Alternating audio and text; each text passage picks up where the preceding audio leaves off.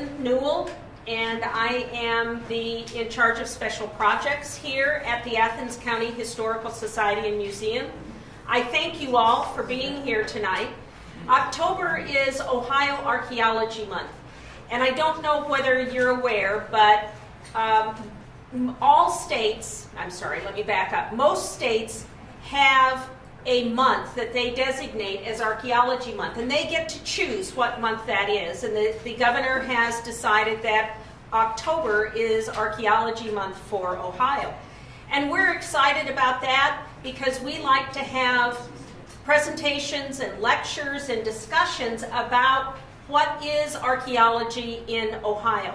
We are very pleased tonight to have Dr. Brett Ruby here from the National Park Service. He is, as you can see, part of the Hopewell Cultural National Historic Park. He is the park archaeologist there.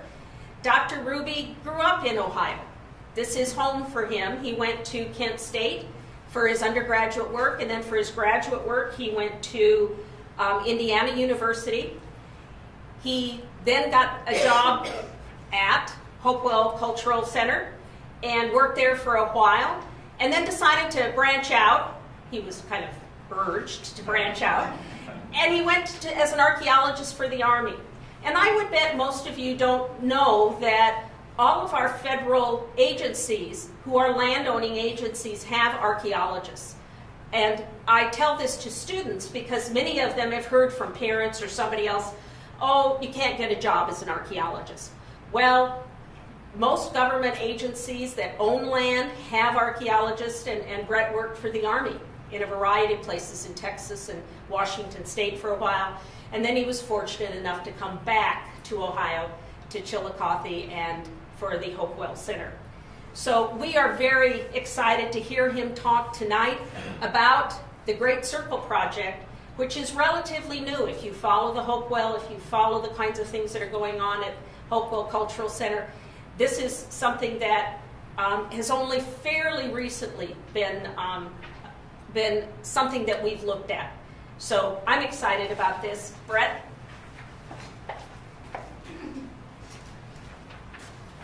Thank you very much, Lynn. Thanks. And thank you all for being here. I'm excited to be able to share with you the results of a recent field project. Actually, it's an ongoing project. We're still in process, so this will be sort of a progress report.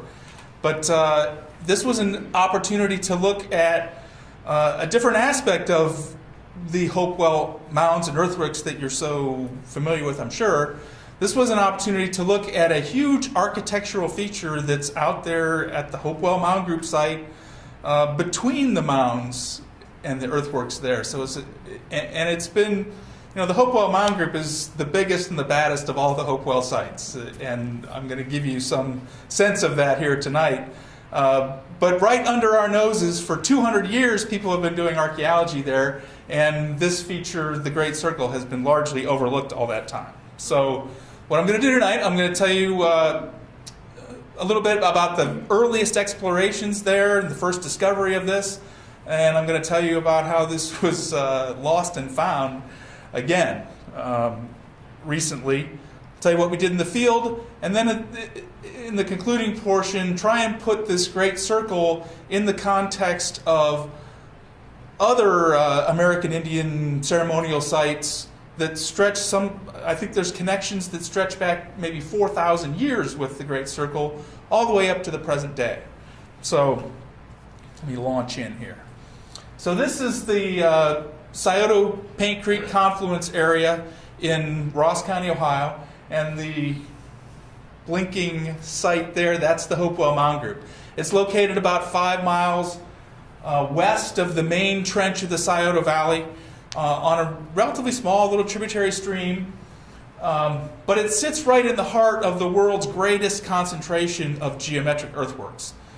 There's about 25 major mound and earthwork complexes there that encompass tens to hundreds of acres, geometric earthworks. And Hopewell sits sort of in the center of all those. There's, like I said, about 25 within a 20-mile radius of the Hopewell site. And in a lot of ways, it really was the heart of that distribution there. This is the first map of the Hopewell site. Caleb Atwater drew this in 1820, or published it in 1820. And here you can see the major features of the site. There's a huge grate enclosure, sort of an irregularly shaped, D-shaped thing.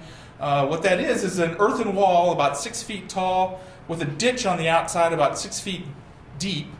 And it runs for about 2.5 miles of earthen wall, encloses 100 acres. Just a phenomenal amount of labor went into building that. There's a regular geometric square attached on one end. That square alone encompasses about 16 acres. If you've ever been to the Mound City group there at Chillicothe, the whole Mound City group would fit quite comfortably within that small square enclosure. So this place it's the biggest single enclosure Hopewell ever built. It's got the biggest mound the Hopewell people ever built. Mound 25 there, which was actually sort of 3 conjoined mounds. That thing was 500 feet long, 180 feet wide, 33 feet tall. And it covered a wooden building, a big 3-roomed wooden building of about the same size. Remarkable thing. And inside the great enclosure, there's these 2 other enclosures. Here they're both mapped as circles. We now know that this one, in fact, is more of a D-shaped thing. But this feature is the one we're calling the Great Circle, and that was the focus of our project this year. So this is the very famous Squire and Davis map. This was published in 1848, and that's Squire, who was at the time he was a newspaper editor in Chillicothe, and Davis was a physician. Davis sort of bankrolled the operation, and Squire was the one actually really doing the work out on the ground. But they drew this, they produced this phenomenal set of maps. You can see that this map is much more detailed than the Atwater map. It shows the topography out there. You can see that the earthwork actually climbs up on a hill, and then it sort of runs over hill and dale through all these little ravines and comes back down onto this big, broad, flat terrace. And there's things like farm buildings in here and fence lines that give you some sense of the human scale of the thing. You can get a better sense when you can see that, there's a whole house and barn complex there. You get some sense of how huge this thing really is. And so we are really indebted to Squire and Davis for making these great maps. But that sort of leads me into a little bit of an aside. Sarah Bernhardt was indisputably the most famous stage actress of the Gilded Age, and she actually filtered over into the silent film era, but she was the most famous actress in the time, world renowned. So there's a whole group of people here I'm going to show you, and what do these people have in common? You recognize another Ohio native here, William Tecumseh Sherman. Mark Twain, of course. This one's a little less familiar, but striking, isn't he? This is Nikola Tesla.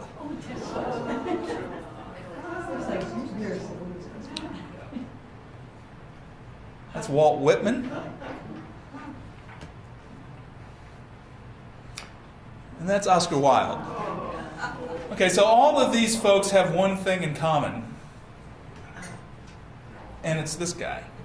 This is Napoleon Cerrone. And obviously quite a character in his own right. But he was like one of the first paparazzi in the 1890s or so. He would take photographs of famous people and then print up postcards and such and sell them. And that's how he made a living. But he got his start as a lithographer, an engraver and a lithographer, making lithographic plates. And in the 1843, he opened his own lithography business in New York City. And one of his first commissions was to produce the 48 lithographic plates in that Squire and Davis book. So he's the one that we have to thank for those gorgeous plates. They're all drawn by Napoleon Cerrone and his staff there. And if it wasn't for if they hadn't spent the money to get the best lithographers and the highest production qualities, many of these places we wouldn't have any record of But thankfully, we have that Squire and Davis, Ancient Monuments in the Mississippi Valley. And it's also worth noting that was the first book published by the Smithsonian Institution, volume number 1 in the Contributions to Knowledge. And they wanted it to be,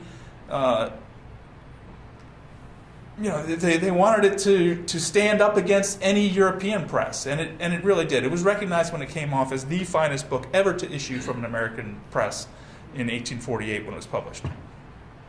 So that was one long aside. Here's another one.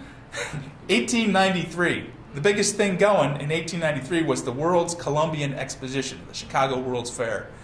It was opened in 1893 to commemorate 400 years since the Christopher Columbus's crash landing in the Americas. And the goal here was the organizers wanted to show that America had prospered. They wanted to show that America could stand up against any European capital in the world. And so they built a city, the White City, in Chicago. A lot of it was actually sort of paper mache and plaster, but nonetheless, a fabulous thing. And I don't know how many people came, but it was really the greatest cultural event of the Gilded Age. And the organizers of the Columbian Exposition, they wanted to show that America had an antiquity that could stand up against anything in Europe. They wanted to put on the finest display of American antiquities ever mounted, and that's where this guy comes in. This is Warren King Moorhead. And he was born into a wealthy family. You may have heard of Kings Island and King's Mills. Okay, that was the King Powder Mills. And so in the Civil War and after, they made munitions and made a killing in the killing business, you might say. And so Warren had the means to sort of indulge his interests, which happened to be archaeology. And so by the time he was about 25 years old, he had already gained quite a reputation for himself as a collector, as an archaeologist. And the organizers of the Columbian Exposition heard about him and hired him to go out and collect a worthy collection to put on display at the World's Fair. And so that's what led him in the late August of 1891. He rolled up on the M.C. Hopewell farm 7 miles outside of Chillicothe. And that's where the Hopewell name came to be applied to this culture.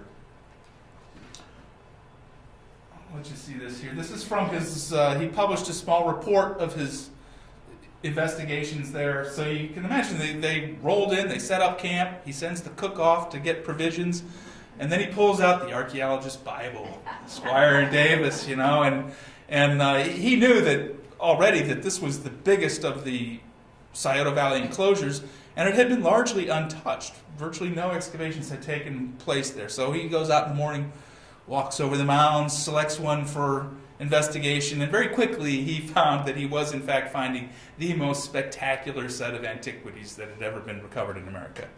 Here's a few examples of the sort of things he was finding. This is actually cut mica, which is from the Blue Ridge Mountains in western North Carolina. He shipped 55-gallon drums of this stuff back in soap boxes full of mica. He was finding hundreds and hundreds of pounds of it. These are little copper ear spools. They're really complex. Many pieces go into making one of these, but they look kind of like a yo-yo or a pulley. And little pulley ear spools made of copper from the Great Lakes, from Keweenaw Peninsula, Lake Superior area. These are fossil shark's teeth. All these broken bits here, those are all probably great white sharks. They didn't collect just any kind of fossil shark tooth. They only collected the great whites, but they couldn't resist this one either. That was a megalodon. That's like an ancient, the dinosaur of sharks, this monstrous beast. Those are probably coming from Peninsula, Florida somewhere. This is a famous shot in a single mound, there was 8,000 of these flint discs. You have one on display, very much like one of these. But these were all sort of stacked up very carefully in the base of this mound, 8,000 some of those. And all of those come from southern Indiana, the raw materials. So 300 miles away, somebody carted those, on their back. Marine shells, probably from the Gulf Coast of Florida. Again, a copper thing called a breastplate. These are grizzly bear canines set with freshwater pearls.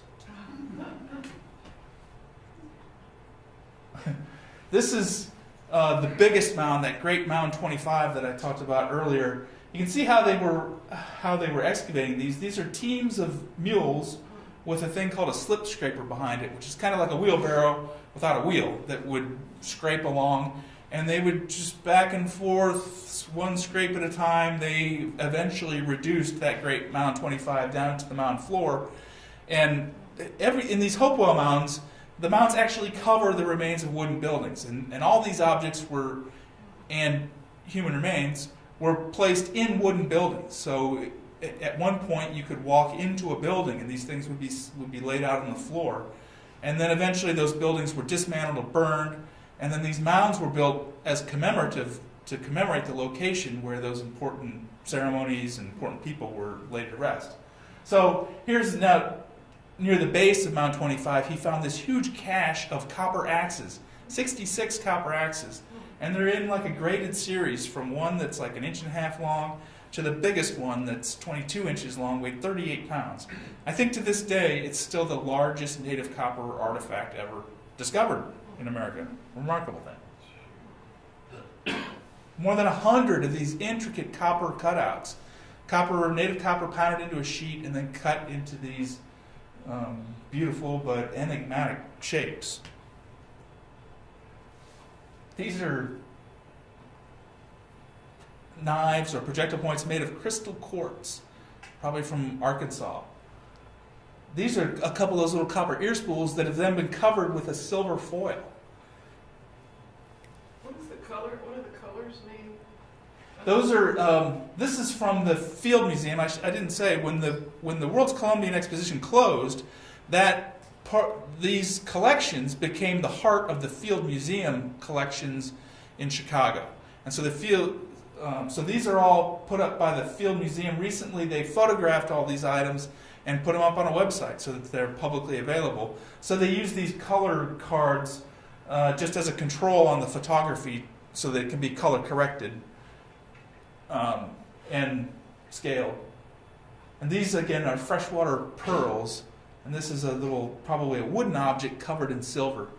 And you can imagine how many clams you'd have to open to find a single pearl, let alone all of these. And there were examples of blankets covered with maybe 100,000 pearls.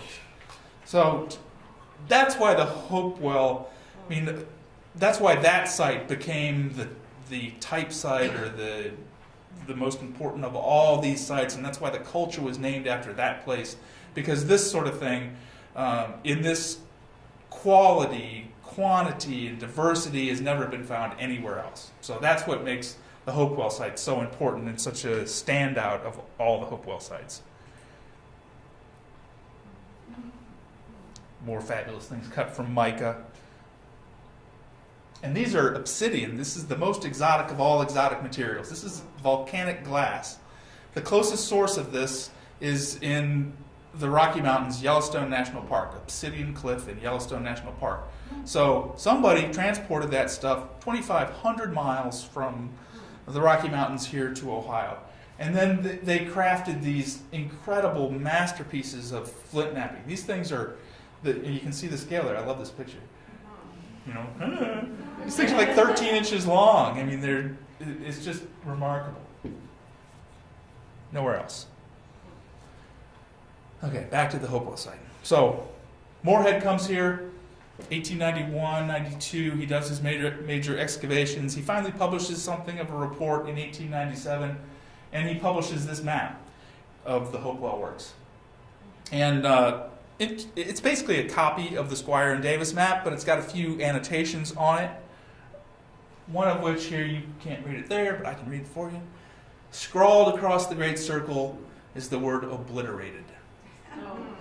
So between the time Squire and Davis was there in 1847 and Moorhead in 1897, it had been entirely plowed away. He saw no evidence of it. So, but that's the sort of thing now today gets archaeologists all excited, because we've got new technologies that can resurrect these lost earthworks. We know from work at other sites, in particular, you may have heard of Jared Burks, who's the current famous practitioner in Ohio here, who's been finding these using geophysical techniques and magnetometry in particular.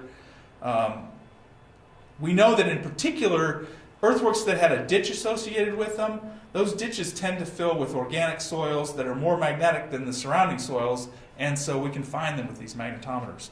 And so we got excited about the prospect of taking a magnetometer out to Hopewell Mound Group and seeing what we could find. So in the winter of 2012, 2013, I think it was, we hired Jared, the Park Service hired Jared to come out with his magnetometer. That's the machine he was using at the time. It has 3 magnetometers on a wheeled cart, chariot thing, and he walks back and forth on a grid and collects data continuously. Now he's actually got a 4-probe array. He can cover acres and acres in a day, and so as part of our contract, he surveyed all this area outlined in red, about a half of the site, 70 acres. That's one of the largest contiguous sets of magnetic data ever collected in North America. So it's a remarkable thing, and it was a success by any measure. This is the actual magnetic data laid over top of an aerial photograph, and I can point out a couple of things. Fragments of that square enclosure, which today there's no topographic relief left from that square enclosure. You can't see anything on the surface, but yet the foundations of that earthwork are still there. The eastern wall of the great enclosure, in particular, that dark line is marking the ditch, that 6-foot deep ditch, which now there is topographic relief to that feature. You can see it out there, but it's much reduced. It's nowhere near 6 feet tall. And there's just a fragment of that big D-shaped enclosure around the Great Mound 25, which sits there. So you can see we want to keep going with this project and get the rest of that feature. But here's the one that this discovery is what prompted our project. That's the Great Circle. Let's zoom in on that feature. So entirely obliterated on the surface. There's no hint of it from the surface, but you can see it has a very distinct, very complex magnetic signature. Mostly you see this very distinct, highly magnetic feature. That's probably the ditch that surrounds the Great Circle, and this is about 400 feet across, so you can put a football field in there quite comfortably. And you can see there's very clearly 2 gateways in it. Each of those gateways is about 30 feet wide. And, this is, in contrast to what Squire and Davis showed, they showed a simple embankment with a single gateway to the north. And so now we know there's 2 gateways, and they point in different directions. So this is, new data that I'll talk a little bit more later about astronomical alignments, and this is the kind of data you really need to be able to hunt down those kind of features. In the center, there's also things like this is an old fence line. That's probably old barbed wire that's in the soil.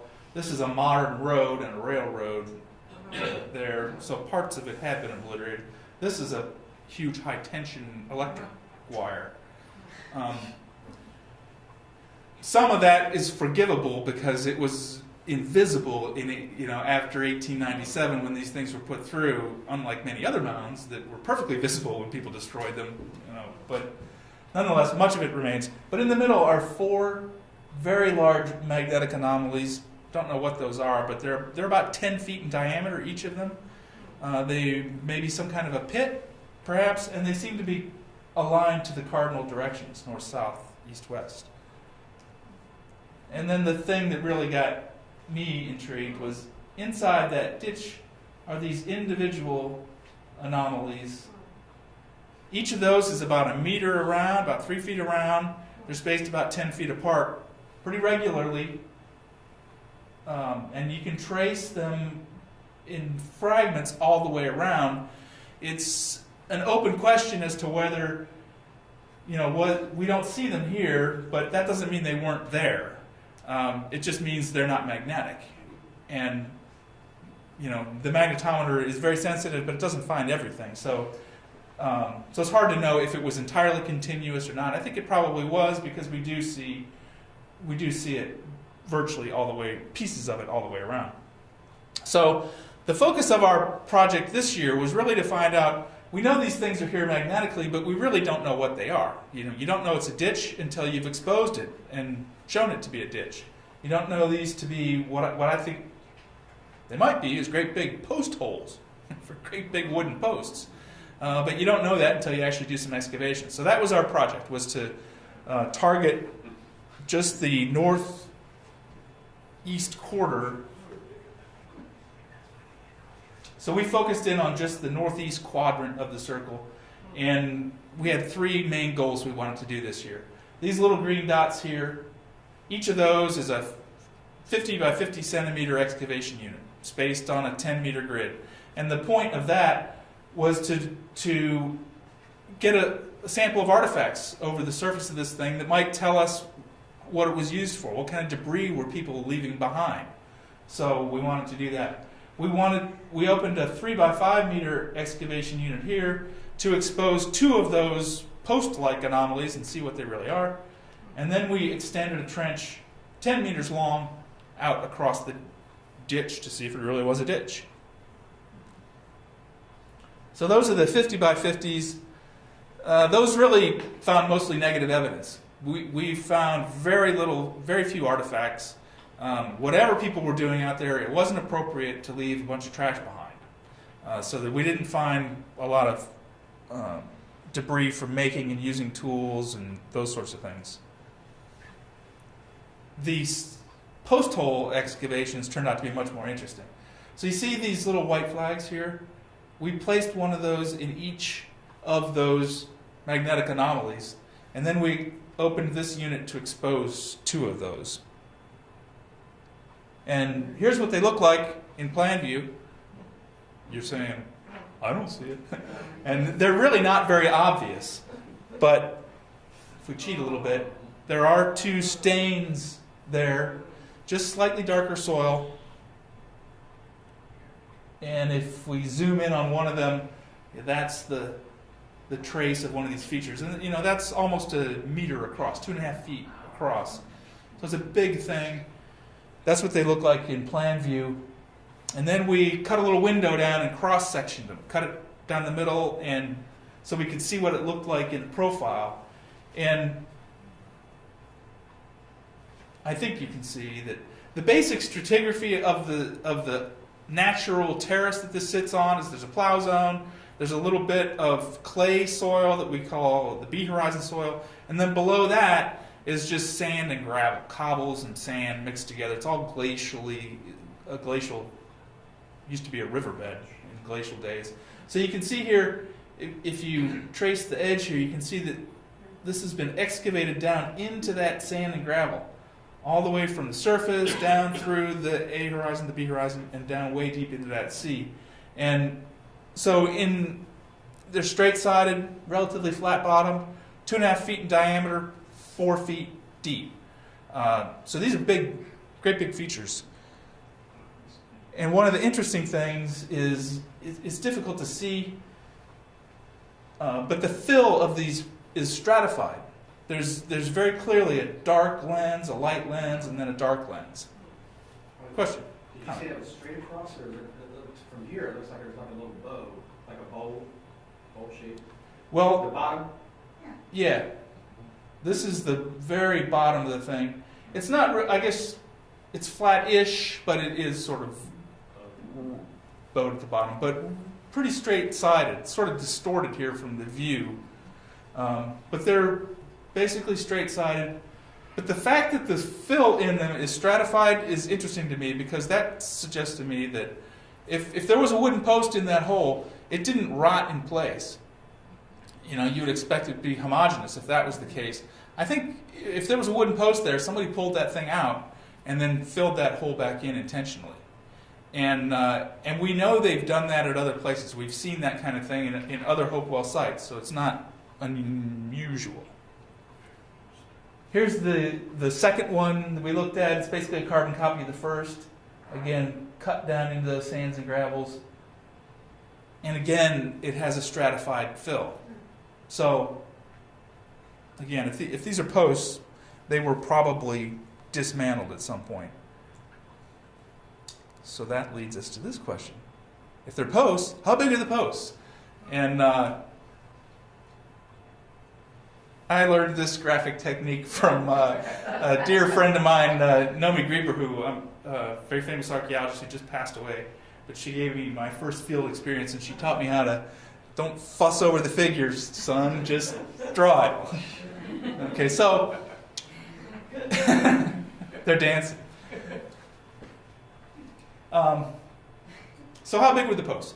If the post holes, the post pits, are 2.5 feet in diameter, if we allowed for, say, 6 inches on either side to get the post in the hole, then that would leave us with a post 18 inches in diameter. Pretty good size telephone pole, big telephone pole. And then there's a couple engineering formulas we can use to predict from the size of the post pit how tall the post might have been. So if you talk to a fence post installer, they would tell you that 1/3 of the post ought to be buried in the ground. So ours are 4 feet deep. That would support a 12-foot fence post. 2/3 of it, or 8 feet of it, would be exposed. But if you talk to a telephone pole installer, they use a different formula. They say, take the total length of your pole, you want to bury 10% of it plus 2 feet for margin of error. So in that case, a 4-foot deep hole would support a 20-foot post with 16 feet exposed. So that's kind of the range I think these things might fall into. And the telephone pole guy would also tell you that in a Class C telephone pole, which is 18 inches in diameter, made of cedar, they know how much those weigh. And they would say an 8-foot or a 12-foot length would be 320 pounds, 20-foot length would be 530 pounds. And that's a big post, but it's actually not huge. You know, it's not out of scale for what you can expect a group of committed people to transport over the landscape and stand up in a hole. Doesn't require any machines or outer space help or anything like that. This is within the realm of a group of committed humans. And this is hoping to give you some sense of the scale of the thing on the ground. You can kind of see the way that thing's arcing out there. Again, it's 400 feet in diameter. These guys, well, that little bluebird box there is sitting pretty much in the geometric center of the thing. Here's another attempt with 3D CAD to give you some sense if the 16-foot pole version is the real one. That's what it might have looked like, a group of people standing around the posts and then a group of people standing in the center. So this thing is really big. Not exactly Hopewellian regalia these guys are wearing there, but it gives you some sense of what the thing might have been like. And then we looked at the ditch. And it appeared to us as just a dark stain in the soil on the surface. We didn't find a lot in it in terms of artifacts. There was a little bit of chert or flint debris, a few potsherds, and one whole artifact, which turned out to be a celt, classically they're called woodworking tools. This is the close-up view of that thing. You can see the business end of it is really battered to death. And so I think maybe it may have ended its life as a digging tool of some sort. And then maybe got tossed in the ditch. Cut down a post, dig a ditch, and throw the axe in. And this is what the profile of the ditch looked like after excavation. And So you can see that this is the basic stratigraphy. You've got the plow zone, this reddish B horizon, and then this sand and gravel C horizon. And here you can see where the Indians have excavated down all the way into that C horizon. And that's about, ultimately it was about a meter deep below the ground surface was the bottom of it. And then you can kind of see that there's some distinctive fills in that ditch. This will be another view of that. You can see there's like this reddish clay in the bottom, and then there's a dark lens on top. That kind of highlights it a little bit.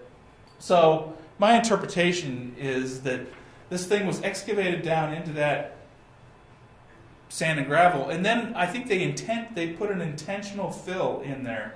This reddish clay is not it's not just eroded into the ditch. It's distinct from the soil right around it. It doesn't have any. It's smooth clay, so it didn't come from. They had to quarry it somewhere, probably not far away, but it had to be quarried and placed in there.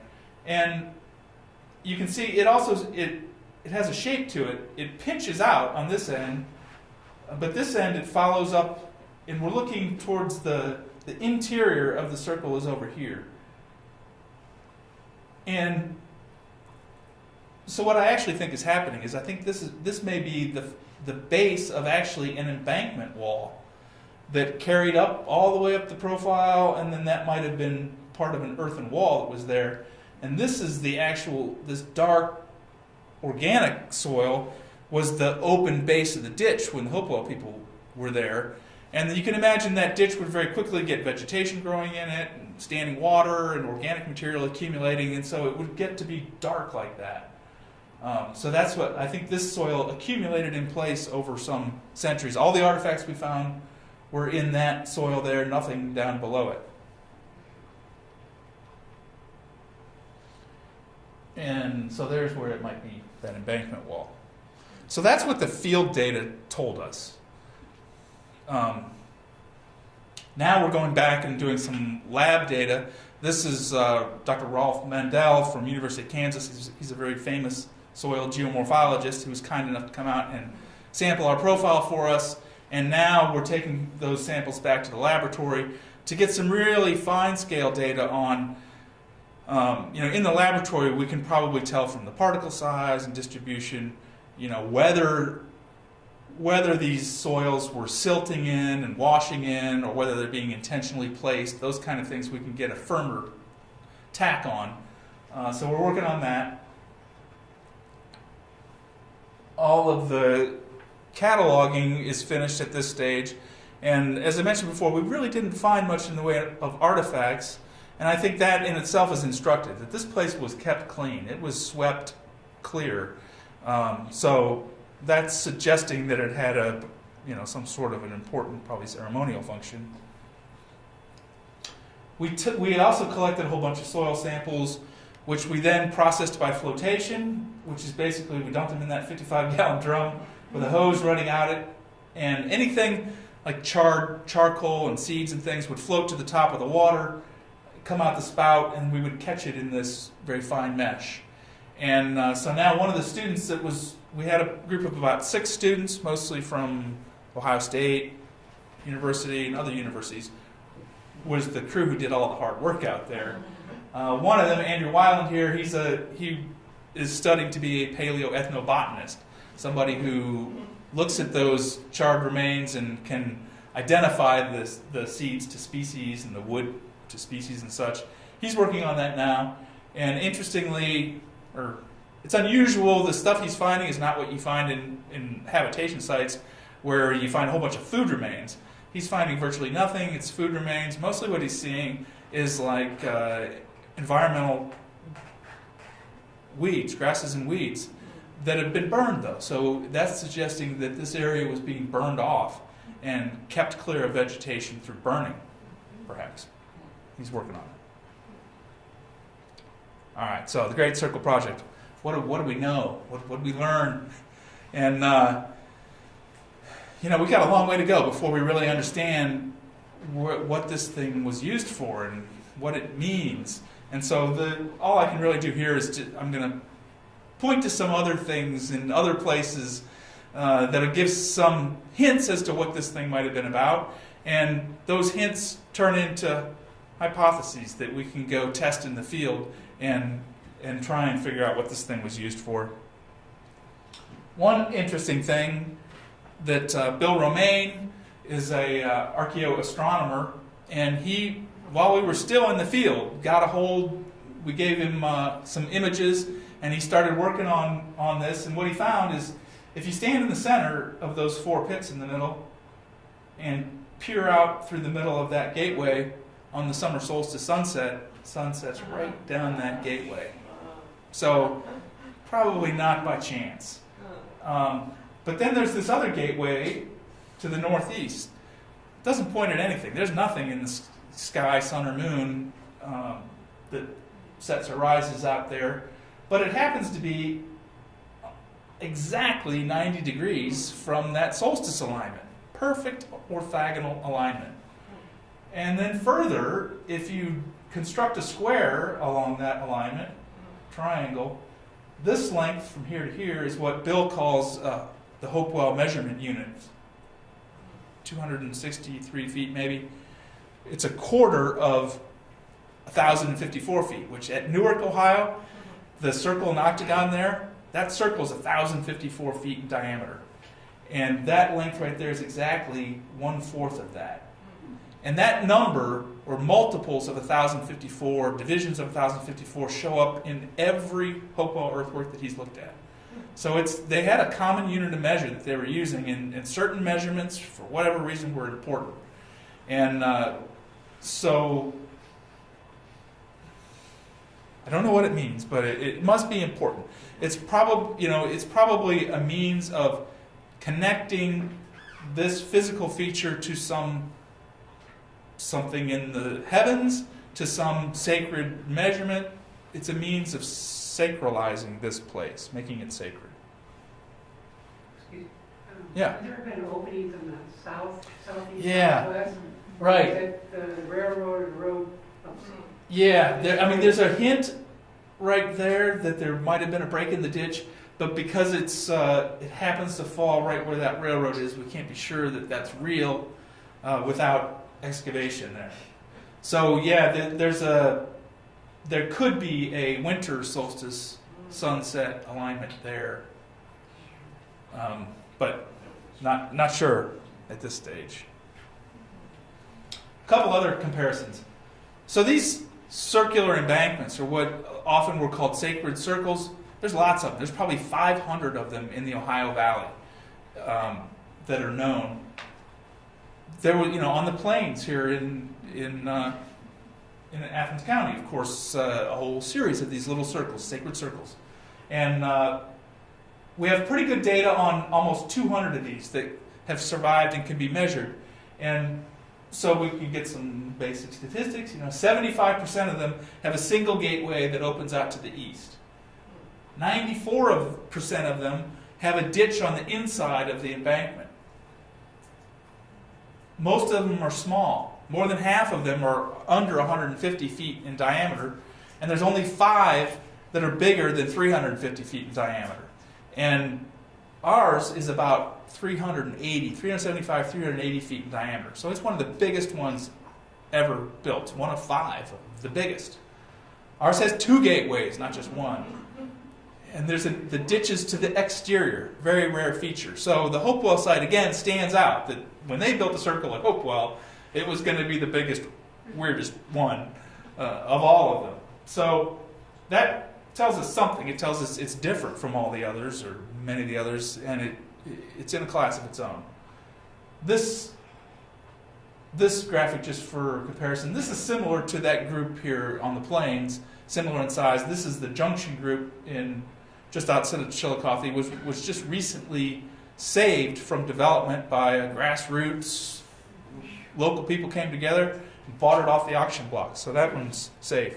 But the biggest one here is about 250 feet in diameter. Ours is, almost double that size. So it's way outsized.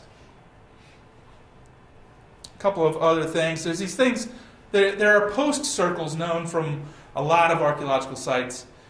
People started to find these post circles back in the 30s and 40s. Archaeologists in the Works Progress Administration had these big make-work projects to excavate sites in Kentucky, basically what they did. And under many mounds, they found these paired post structure. You can see that there's very clearly two posts, so paired posts.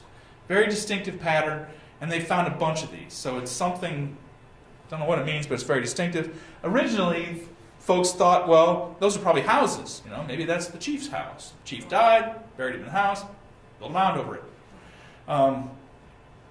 Good idea, but it didn't hold up to actual data. And people have shown, archaeologists have shown that there's really no domestic debris around these things. There's no trash in them, so they're not houses. Whatever they are, they're not houses. And then more recently, just in the last year, a paper came out where they looked at these things, and many of them occur in places where there's no mounds at all. They're not connected with mortuary funeral activity. There's just these probably open air. They probably didn't even have roofs. These fences, but built in this very distinctive way, out over the landscape. And apparently, they were very careful to clean these things up because there's no artifacts associated. So it's hard to know what they are from that standpoint. In the 1960s, at a place called Cahokia, it's a the biggest mound north of Mexico, near St. Louis. There's a city of, maybe 20, 30, 40,000 people lived there 1,000 years after Hopewell. But they were widening a highway there, and this guy, Warren Whittree, found this great big pit. He dug into the pit, and it happened to have a great big cedar post in the bottom of it. And the water table was high enough that it preserved the post. And then they opened area up, and they found out that it sits in a circle. And so this was the first American wood henge. That's where that term, like Stonehenge, only in wood. This, at Cahokia in the 60s, was the first American wood henge. And subsequent excavations, they found there's actually probably at least 5 of these post circles that overlap one another at the same place. So the thing was apparently built and rebuilt. They think that it was used as a calendar of some sort. And there are very clear alignments marking important dates in the solar calendar. And there's a reconstruction of what that thing might have looked like out in front of Monk's Mound.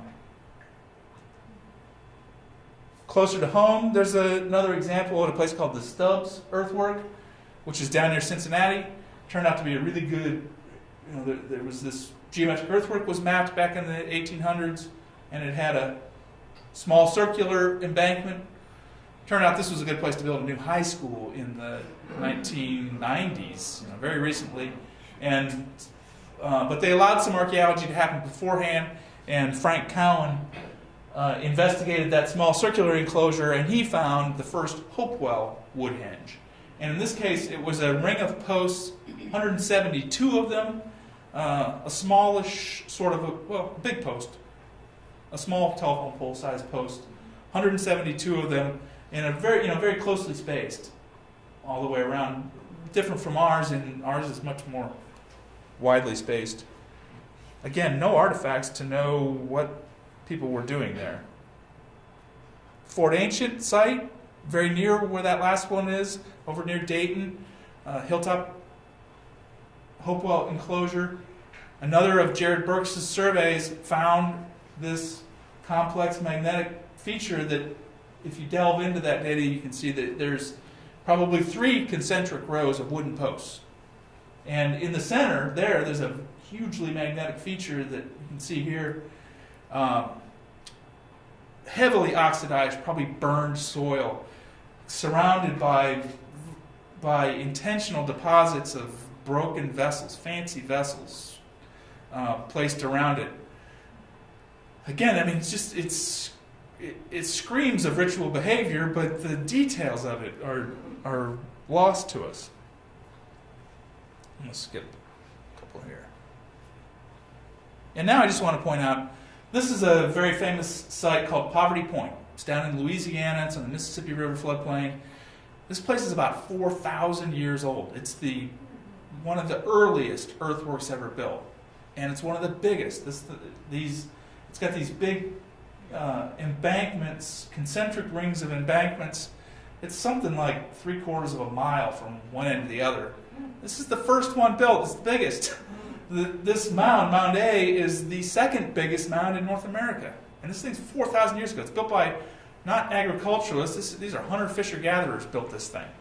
And one of the cool things that's just been discovered is out in this area that's been called a plaza, something like 30 or 40 ring-shaped features have been found in magnetic survey and they've done a little bit of testing on a few of them. It does look like these are post circles.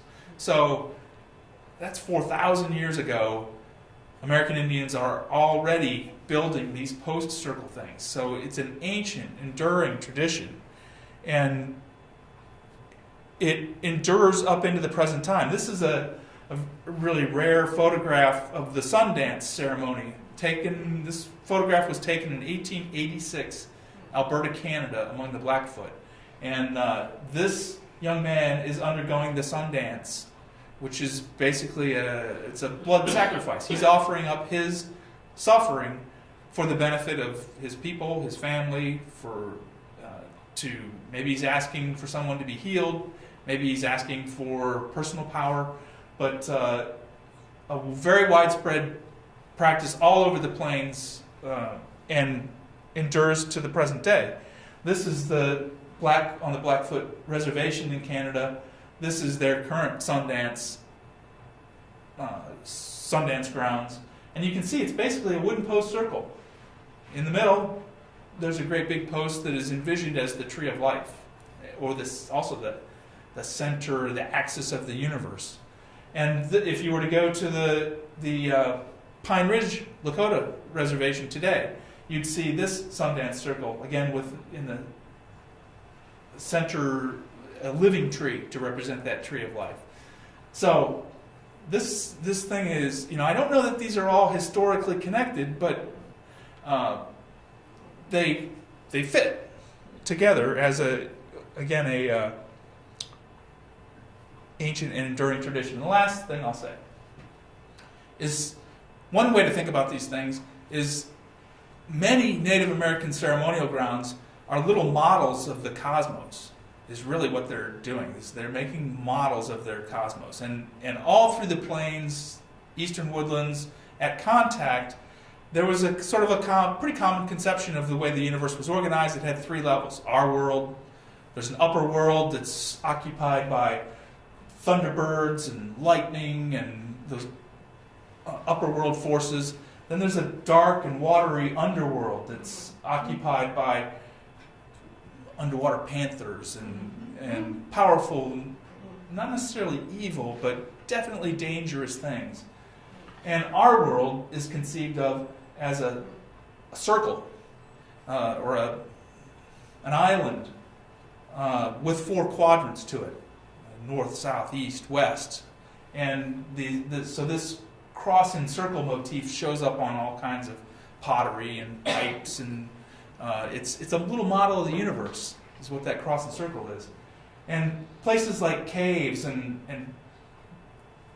posts and holes that you dig in the ground are potentially portals into that lower world, places where things can come and go from those other realms. And so, maybe that post circle at Hopewell Mound Group is a model of the cosmos, and maybe those post holes are, it was important to dig that hole, put a post in it that would connect the lower world and the upper world with this wooden post, maybe. These are hints and hypotheses that we can look at, and this sort of thing is going on today. If you went to the stomp dance grounds of the Muskogee tribe in Oklahoma today, you'd see this ceremonial ground where it's hard to make out, but they're clearly dancing around a circle with a sacred fire in the middle. And so the next, if we were to return to the Great Circle, I think the next place we need might need to look is right there in the center to understand what those 4 features are. That may well be a clue to the function of this thing.